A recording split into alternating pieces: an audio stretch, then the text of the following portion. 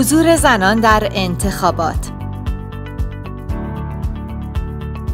در 2 دهه اخیر زنان ایرانی تجربه‌های نسبتاً موفقی در تشکیل و اجرای کمپین‌های مدنی داشتند.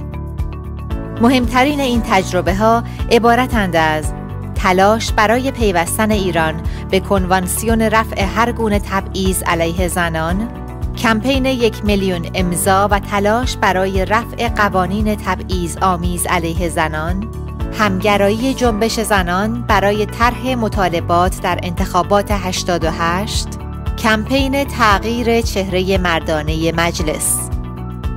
کمپین تغییر چهره مردانه مجلس یکی از تازه ترین تجربیات موفق زنان ایرانی در انتخابات 94 بود. هدف این کمپین حضور حداکثری زنان در انتخابات و کسب کرسی‌های بیشتر در مجلس بود. زنان در این هدف خود به طور نسبی موفق شدند.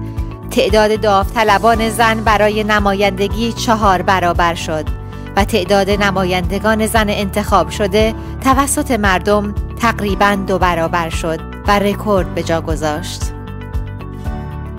البته یکی از اهداف فرعی این کمپین شناسایی نمایندگانی بود که بر ضد منافع و خواسته‌های زنان اقدام می‌کنند. این تجربه موفق باعث شده تا حساسیت‌های جنسی در احزاب و جریان‌های سیاسی افزایش یافته و حتی امروز احزاب سنتی به دنبال ارائه لیست‌های انتخاباتی با حضور زنان باشند.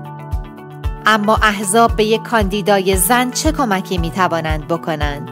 گذاشتن نام کاندیدا در لیست انتخاباتی، گذاشتن نام گروهی از زنان در لیست انتخاباتی، اختصاص سهمیه برای زنان در لیست انتخاباتی، حمایت از نامزد زن در شرایط برابر با نامزد مرد، توجه به مطالبات زنان در تبلیغات انتخاباتی، دسترسی کاندیدا به امکانات ستادی حزب، حمایت حزب برای تایید صلاحیت، ارائه طرح تبلیغاتی ویژه زنان، استفاده از رسانه‌های حزب.